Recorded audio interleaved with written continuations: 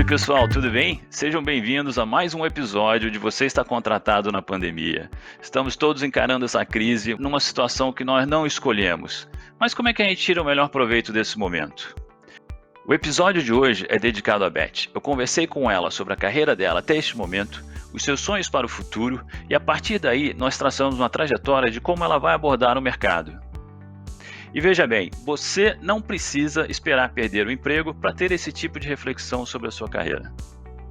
Beth, então, eu quero falar com você agora sobre como tem sido a sua vida na pandemia e principalmente a busca por uma recolocação no mercado de trabalho. Me conta um pouco do que você tem feito, como tem sido a sua rotina.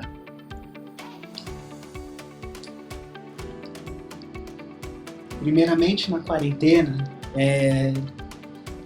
estava procurando um trabalho, mandando currículo através das redes sociais e participando de alguns processos seletivos. Muitos recrutadores falam que eu tenho que aguardar a quarentena. Eu estava procurando trabalhos na minha área e também como professor. Tive a oportunidade de participar de um processo seletivo no Senac, porém a vaga foi cancelada até outubro de 2020. Qual era o curso que a Beth ministraria no Senac? Você ia dar curso de Libras, correto? Aula de Libras para pessoas ouvintes. Eu acredito que a maneira mais eficaz de se encontrar uma posição de trabalho seja através da nossa rede de relacionamentos. Que a gente conheça pessoas e que essas pessoas nos conheçam o nosso trabalho, conheçam aquilo que a gente é capaz de fazer. Eu tenho recorrido a ex-colegas de trabalho, a amigos, para tentar me ajudar na recolocação profissional. Já tive até oportunidades de entrevista, porém, ou foram canceladas por conta do Covid, ou tive o feedback que eu não era apta para aquela vaga. O ideal é que a gente tenha reuniões presenciais, frente a frente.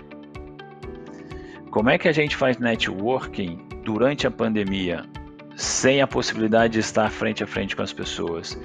Então a tarefa é encontrar alguma atividade, trabalho voluntário, fazer um curso, dar uma aula, mas que tenha mais pessoas para que a Beth consiga expandir a rede de relacionamento atual dela, que ela conheça mais pessoas através dessa atividade.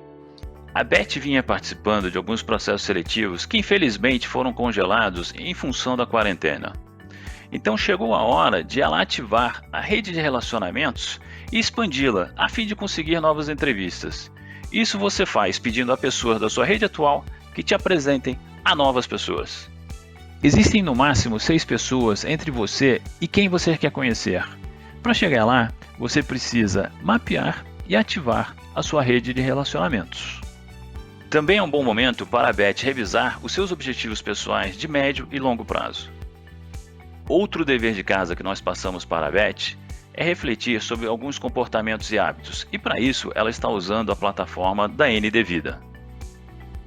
A ND Vida é uma plataforma utilizada pelas empresas para melhorar a produtividade dos seus colaboradores. Através de informações fornecidas pelas pessoas sobre as suas rotinas, que incluem o sono, alimentação, atividade física, o nível de estresse, ela ajuda na adoção de hábitos e comportamentos mais saudáveis. Eu já usei a plataforma ND Vida e recomendo para as empresas que queiram melhorar a produtividade, o clima e a qualidade de vida dos seus colaboradores. Agora eu vou conversar com a coach de carreira Margarete Cardoso sobre um plano de desenvolvimento e uma estratégia de carreira de longo prazo para a Beth. Plano de desenvolvimento individual. O que seria isso? O plano de desenvolvimento individual, ele vai te dar um documento de uma página, onde você vai mapeando o que você já estudou, que áreas você já trabalhou, o que você já aprendeu de experiência profissional. Você vai sim pensar sobre a sua mobilidade e viagens a trabalho. E aí você vai olhando para os seus planos, assim, o que eu quero estar fazendo daqui até 2 anos? O que eu quero estar fazendo de 3 a 5 anos? E o que eu quero estar fazendo de 5 a 10 anos?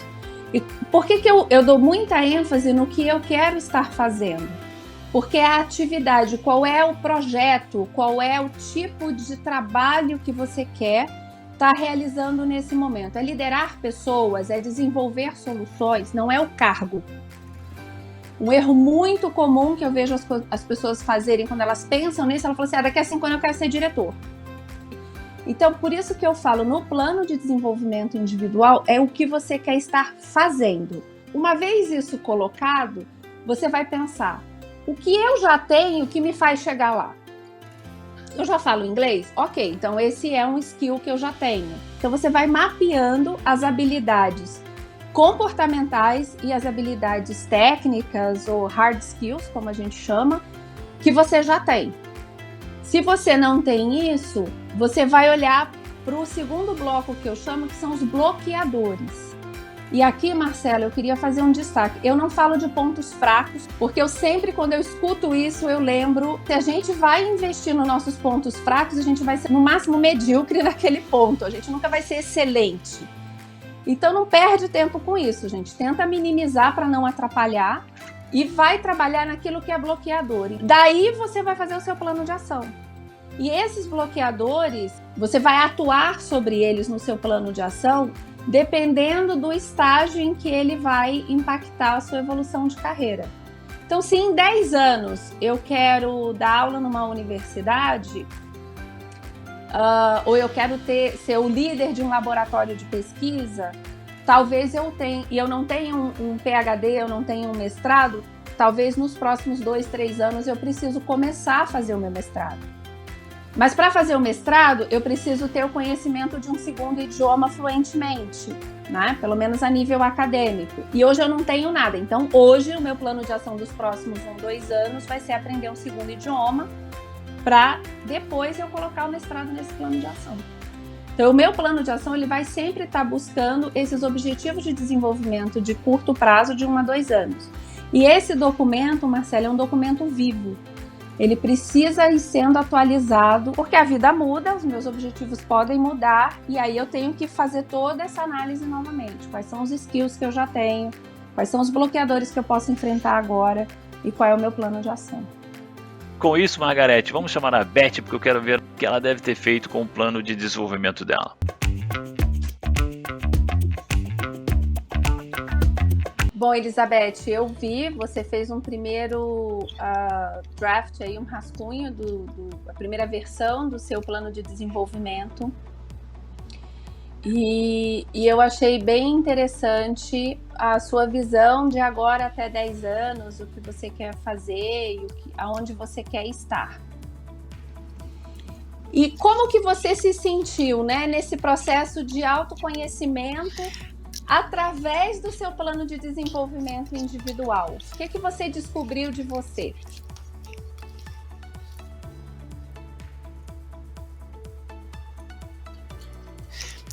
Eu nunca imaginei fazer isso, né? Eu nunca tive esse conhecimento.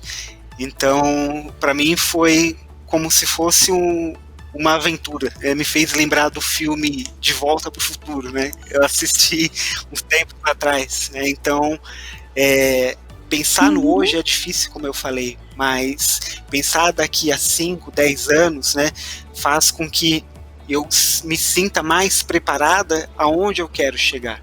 Então, para mim, foi uma nova aventura. E como foi visitar os seus resultados? Porque parte do plano de desenvolvimento foi ver também o que você já atingiu nos seus resultados. E a gente traduziu isso um pouco no seu currículo também, né? Para não falar de tarefas e falar de resultados e conquistas. Como foi fazer esse caminho?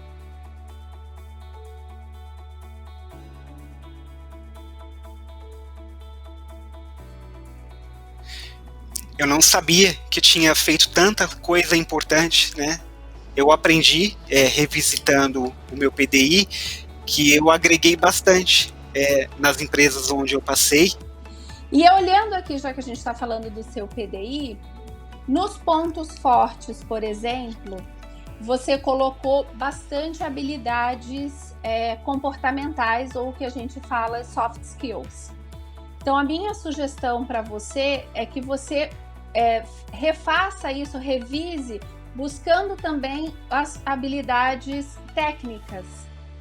Porque quando eu leio os resultados que você trouxe para as empresas, você tem algumas habilidades mais hard skills, que a gente fala, de conhecimentos objetivos, que você pode colocar nesses pontos fortes, para te lembrar que você já usou.